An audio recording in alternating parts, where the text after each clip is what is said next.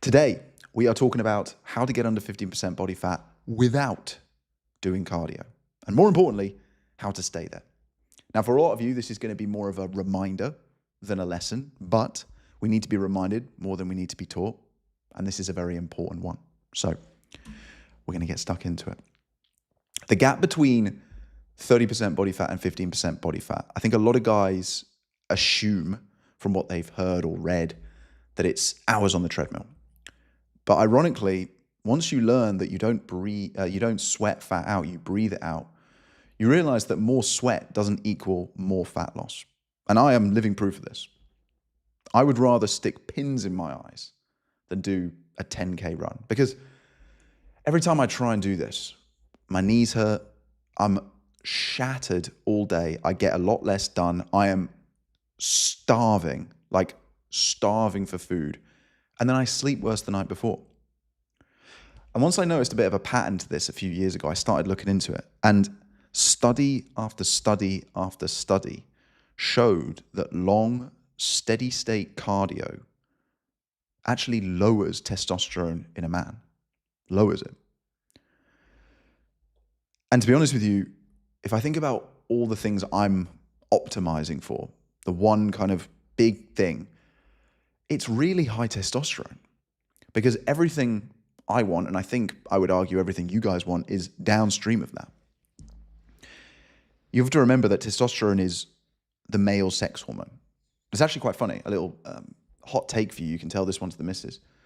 Women have more testosterone than they do estrogen, right? It's quite interesting, that, I thought. But what testosterone really does is it gives us our drive, or the way I like to think of it is it makes hard things easier. You know, when you're just having one of those days, the sun's out, you got your favorite song on your AirPods, you've just had a good night's sleep, you're feeling good, you just feel like you could run through walls. And then you contrast that to a night where you've had a terrible night's sleep. Maybe you're a bit hungover, you're feeling shame, you're feeling guilt, and like someone asks you to like have a shower or go for a walk, and you're like, oh, I can't do it, it's too hard. That's your testosterone. So in my eyes, doing anything that is lowering my testosterone, I'm just going to say it, it's retarded. It's 2025. We can say that word again. Long, steady state cardio, it might feel productive because you're sweating, you're getting your heart rate up, you feel like you've kind of earned your food, right? But that's not the kind of relationship you want to have with your food. You used to see this all the time in women, and you still do to an extent, but now it seems to be creeping in to the male mentality as well. And it didn't help them, so it ain't going to help us, is it? Because all that does is it leads, as we just said, to more hunger, less recovery, or worse recovery, I should say, and in the long run, less adherence. And that's kind of what we're all optimizing for, right? We've talked about sustainability, we've talked about creating a diet or creating a lifestyle that lasts for the long haul. You can't do that unless A, you're a psychopath, and there are some of them, or B, you're not doing it. That's the point. And the reality is, if you go and do loads of steady state, long runs, cardio, whatever you want to call it, not only do you end up eating back what you've burned and then some, because you're so hungry, your hunger hormones are going so crazy, but your cardio, the cardio you're doing, it's actually training your body to be more efficient at conserving the energy. So every time you do a 5K or a 10K, let's say you feel like you've been told you have to run 3 times a week, and you run the same 5K and 10K, whatever it might be. What's actually happening is your body is just getting better at conserving that energy. Or in English, you're burning fewer calories doing the same amount of effort. But then what that leads you to think is, oh my God, I need to try it even harder. So you think you're burning more calories, but you're actually burning less. So it's completely counterproductive.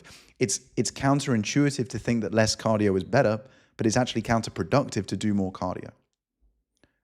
And more to the point, above all of that, is when you're doing the long, steady state cardio, you're not building muscle. You might see your objective right now as losing weight. And maybe you do need to lose some weight, right? But that isn't really the goal here. The goal, what you want, is to build a better body, is to feel better, is to have more confidence, to have more energy. And yeah, to look better in the mirror, to look better naked, right? These are things that every single man wants. There's no man in the world who says, I don't want any of those things. If you look at the long distance runners, the guys who are serious about this, do you really want one of their bodies? I respect what they do and their craft and their sport. I'm not knocking it. Cardio is a tool and we can use it, but it's not a particularly efficient one. The other thing about cardio, which people don't put enough focus into, is that if you are an overweight guy or if you are morbidly obese, every time you run, what you're really doing is a series of consecutive jumps. Think about it.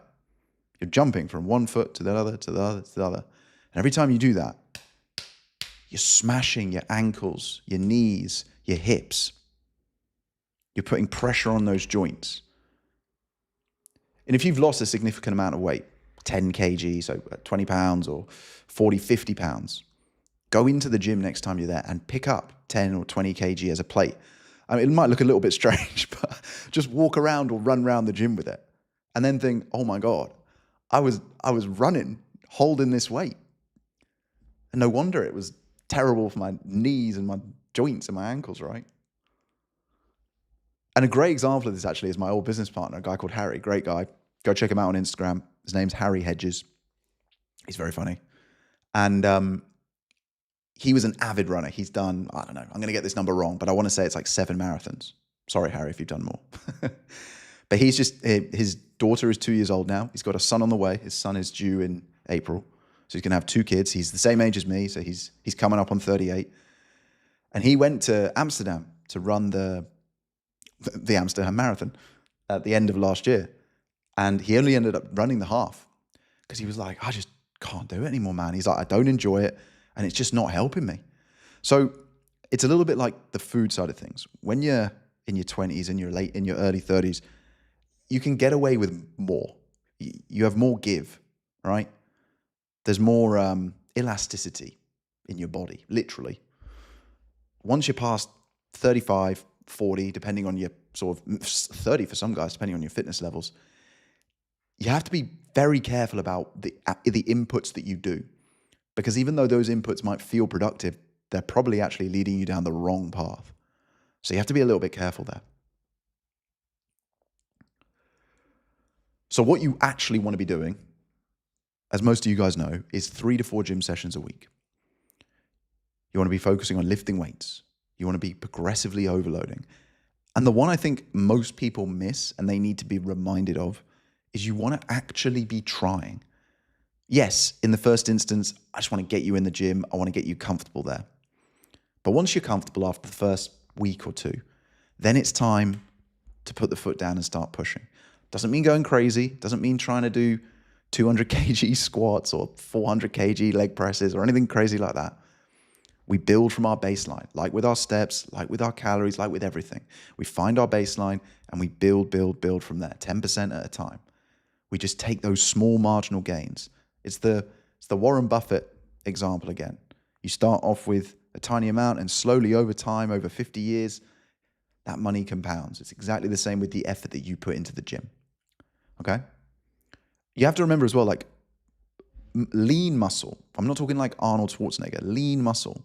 It doesn't just look good. It doesn't just protect your joints. But muscle is metabolic tissue.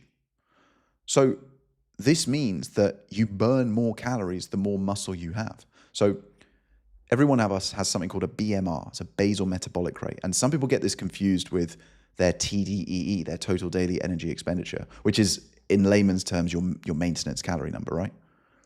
Your BMR is your basal metabolic rate. It's the number of calories that your body burns at rest. Now, that number is influenced by some basic stats, like your age, your weight, your height, and your sex. But one of the other stats that it's influenced by is how much lean muscle you have. And most guys don't realize this because they think, oh, well, I just want to burn calories. I just want to get better at that. It's like, no. You actually want to build muscle to increase your BMR, because that then means you can eat more calories in a day-to-day, in any given day, and you're actually going to burn more energy at the same time. And then to burn the calories, you want to be focusing on what we call NEAT. So NEAT is your non-exercise activity thermogenesis. So this is making conscious choices to live a more active lifestyle. So yes, it's walking more, but it's also taking the stairs. It's playing with your kids. Don't play with other people's kids. Get arrested for that. Playing with your kids, dancing with your missus, doing sport with your boys. It's making those conscious, intentional choices to change something, to do something a little bit different. And I think the word that's important there is conscious. Okay? And everyone's heard the arbitrary walk 10,000 steps number. I thought I'd break down the maths for you. I did some work on this today. So we talked about the idea at the beginning of this video of what would happen if you actually tried for 365 days. So let me break this down of just what it would look like for your steps. So if you were to do 10,000 steps every single day, you didn't miss a single day, you would walk about, because it always varies between stride length and stuff like this, but very average, 3,000 kilometers in a year. 3,000. Which is the equivalent to 70 marathons and burning 150,000 calories. Now, bear in mind that we know there are 3,500 calories in 1 pound of fat. If you do 150,000 or 150 divided by 350, that means that by walking 10,000 steps every single day for 365 days and doing nothing else, changing nothing else, you are going to burn 45 pounds of fat. So what's that, 20 kg, there or thereabouts, from one thing. And this is kind of what I mean, guys. Like, I think sometimes, again, it's a little bit like meditation and gratitude and morning routines. This stuff gets watered down. Drinking more water is another example. Going to bed on time, right? We've heard this advice over and over and over again. But what's the thing? What's the moment where you go, I get it. That's worth it. And hopefully that maths there kind of breaks it down for you. So yes, cardio is obviously good for your heart health. And if you're already lifting the weights, getting your walking done, you're sleeping well, you're eating properly, great. And you've got more energy and more gas in the tank, fill your boots. Do a 5K once a week. Nothing bad's going to happen to you. But if you haven't, don't feel like you have to start there, because you don't. Because cardio tends to just kind of hide the real problem. I actually see a lot of guys, when they're starting out, they will almost, how do I say this? They almost regress to the mean a little bit. They find the easiest thing they can do, which, even though it's hard, is often going out for a run, because they've done it before at some point. It's easier than starting to track your calories. It's easier than going into the gym for the first time. It's easier than lifting weights and following a program or eating more protein. It's easier than going to bed on time. So even though it's not easy, because it's familiar, I don't know why I did that, familiar, they will go back to it. But it's not the best way to go. And if you are going to do cardio, by the way, there's a big difference between long, steady state cardio, 5, 10K runs plus, long cycles, things like that, and short, intentional conditioning. So a lot of my clients, at the end of their workouts, because I don't want them to do long cardio, I'll get them to do little finishes. So it could be 4 30-second sprints on an air bike or a row machine or even a treadmill.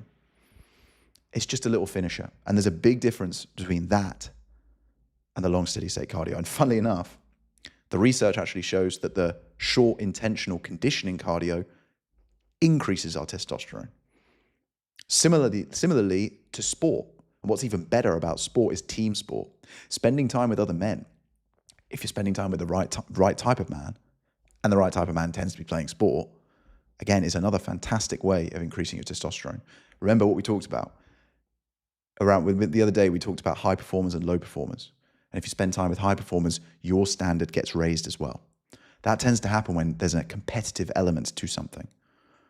So a big thing that's out here in Spain is paddle or padel, as some of you guys call it. Maybe you've heard of it. But it could be footy, it could be basketball. It doesn't matter. There's so many choices to choose from, guys. Skiing, it's the winter. It doesn't matter. Anything.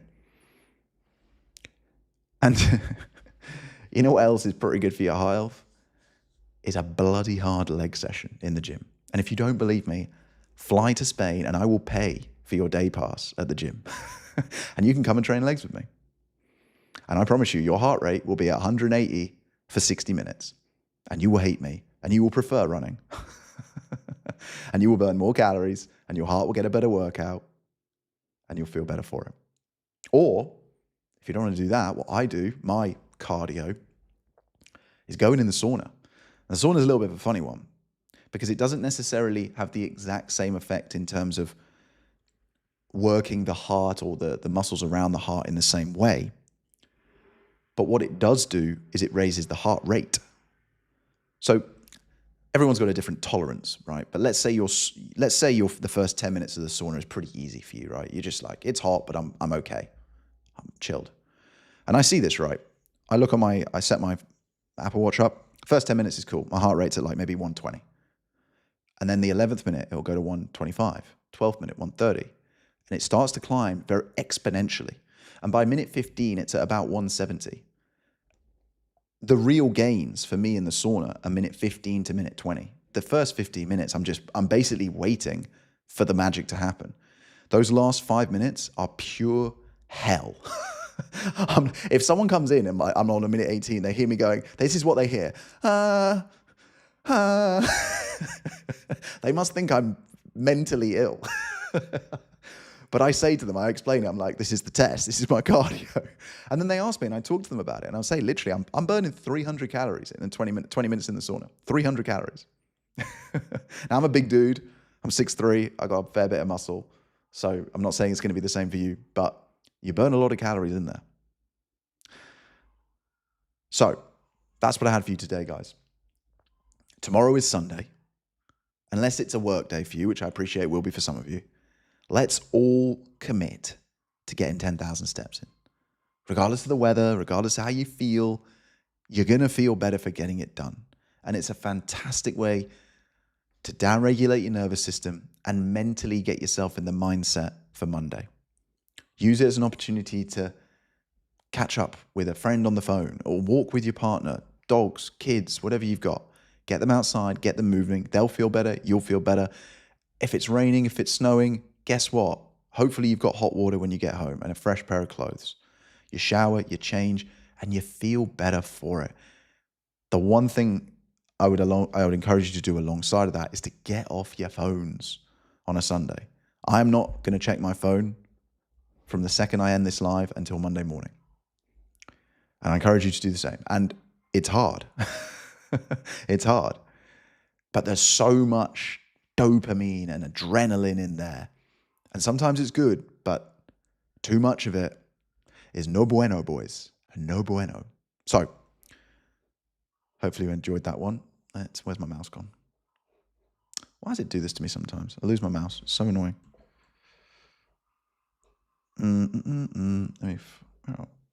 Oh, there it is. I got it back.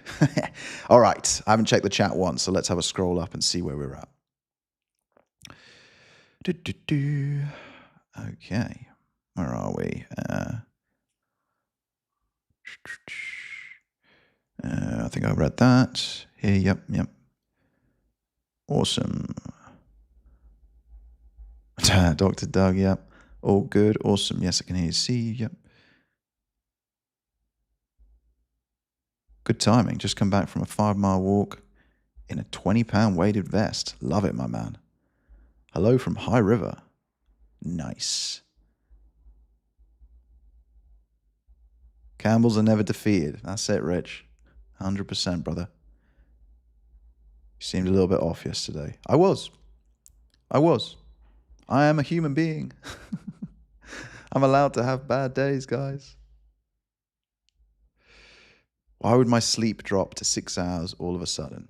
I haven't changed my sleep hygiene or my ritual, and for 2 days now, I've gone from 8 hours to 6.5. It's probably some underlying stress, my man. time you ate, last time you had some water. But most of the time it comes down to underlying stress, something that's sitting in the back of your mind.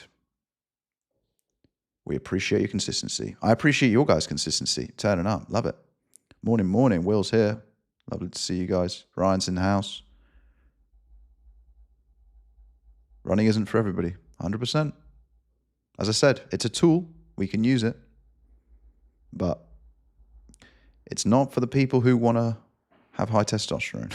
I used to enjoy jogging in the woods some years ago, but now I'm more into just walking on a medium to high incline on the treadmill. Something like 14 incline and 3 to 4 miles per hour. Yeah, I love that, man. 100%. Incline walking. Tell you another one, if you really want to beast yourself and you want to get in and get it done, is that Stairmaster. Ooh, it's brutal. Absolutely brutal. Walking burns your body fat exclusively because when... okay, so I haven't read the rest of this yet, but when people throw the ancestral argument into the mix, I'm not saying this is your argument, but it tends to be BS. Walking around looking for food, you needed regular, steady energy. No. What was happening there was cortisol. And this is another reason why I never encourage people to do long fasts.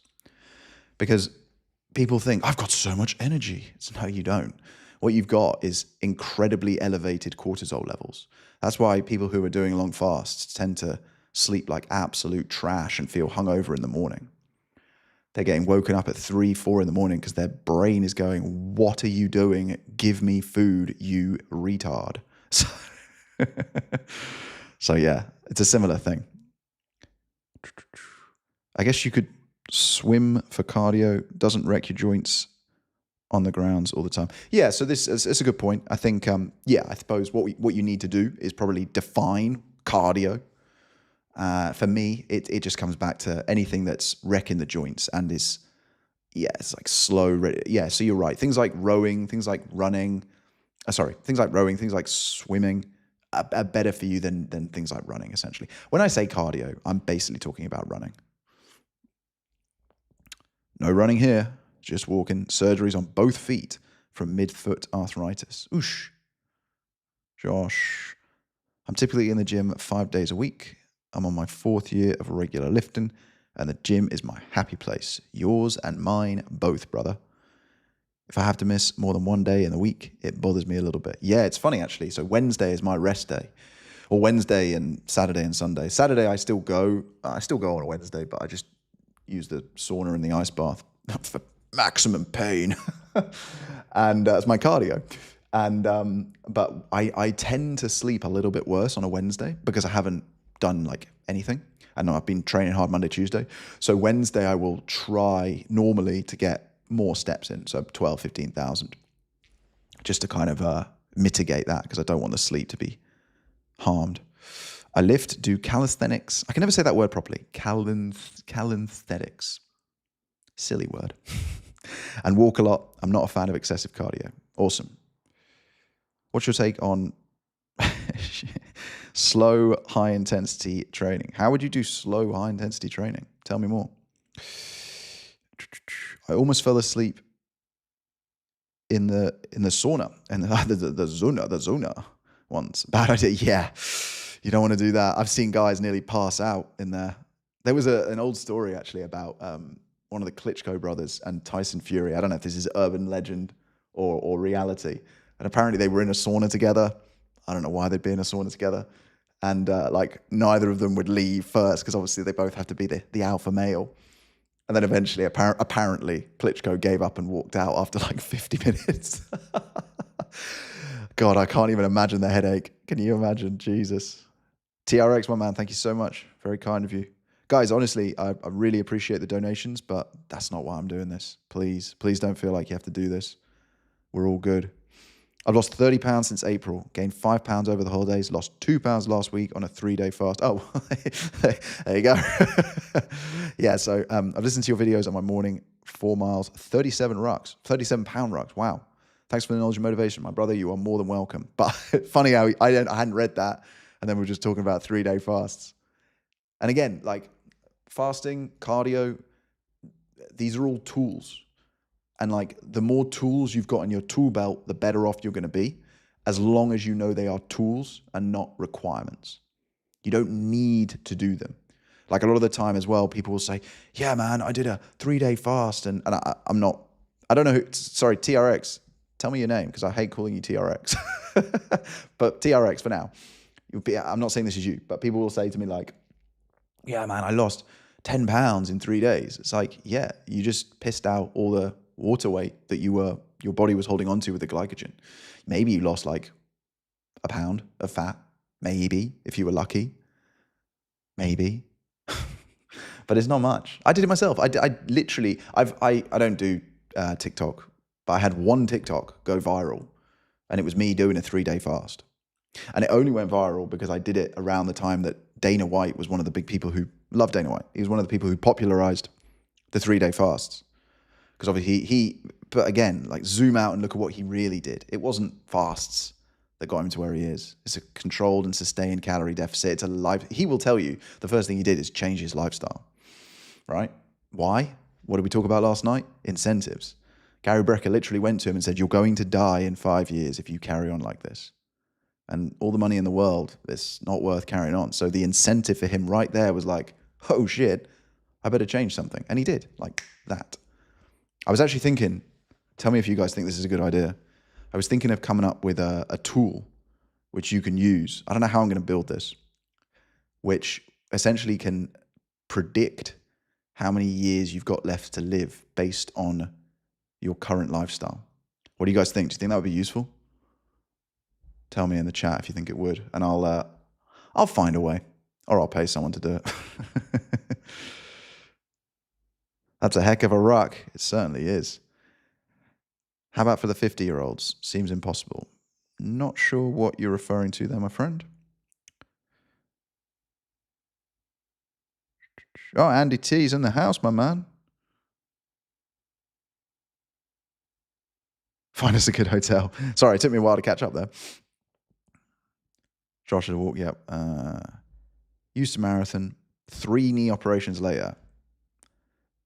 Yeah, there you go. Don't be like Charlie. Don't have to have 3 knee operations before you go, you know what, this probably isn't a great idea. Won't ice baths also raise cortisol? Listen, my friend, go and do one and then tell me how you feel. You ain't going to be stressed out, trust me. You're going to feel incredible. The dopamine it releases, whew, it's insane. I used to be a cynic and a critic, so I get it. And then I started doing them, and the impact. And what's so cool is I do ice baths with some of the guys in the gym. Like, it sounds a bit weird, but like if they're there, we'll just get in at the same time. It's a pretty small bath. You can't fit many people in it, but it's great to do it with other people because that minute and a half, oh, it goes so much faster when someone else is there with you. You can kind of coach each other through it and be like, 30 seconds left. It's pretty rough. But once you get out, like literally within 5 minutes, you are just like, woo. I'm not doing it too loud because I don't want to scream down the mic. You feel like you can run through walls. I do 4 a week now. I do Monday, Wednesday, Friday, Saturday, without fail. It is my therapy. Because someone said it earlier, I think it was Josh, talked about the gym being the happy place. The gym for a long time which basically kept me from feeling very, very bad mentally. I can't say the S word on YouTube. It's pretty, you get shut down. But you know the S word that I'm talking about. Unfortunately, after a while, the gym kind of doesn't hit the same spot because you've just done so many reps. So you have to find a new stimulus, take it to the next level. I'm pretty young in the game when it comes to ice baths. I've only been doing them for a couple of years.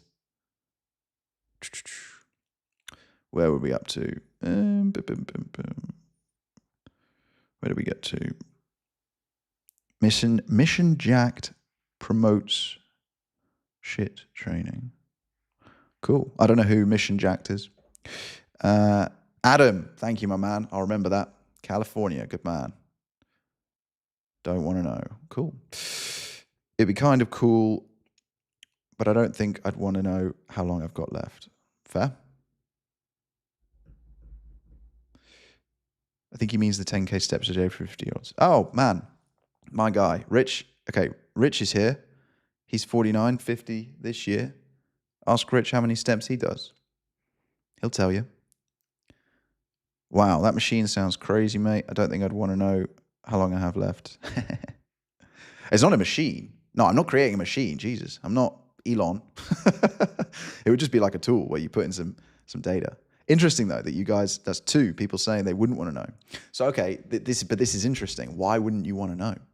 I would want to know because I feel like I'm doing most of the things right. I feel like it's one of them where it's like it's almost like a fear. It's oh, I don't want to know that because you know you're not necessarily doing what you could be doing. It comes back to the question I asked you to ask yourself right at the beginning of this video.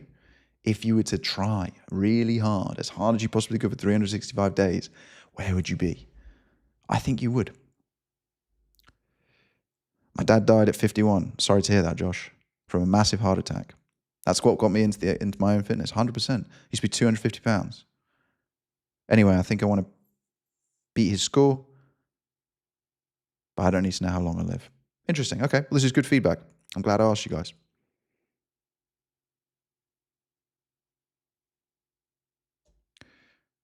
50 this year, correct. Yeah, but Rich, how many steps? Come on, my friend. I'm 64. Oh, there you go. Russ has beat you to it. 64 and do 20,000 steps at work a day. There you go. Epic. Guys, this has been awesome. Thank you. We got it back on track. We're turning up every day. We're staying consistent. Sunday tomorrow, let's get those 10,000 steps in. Take a break from the phone. We'll be back live, 5 p.m. UK, 12 p.m. EST, 9 a.m. PST. Have a fantastic Saturday wherever you are, whatever you're doing. And I will see you all on Sunday.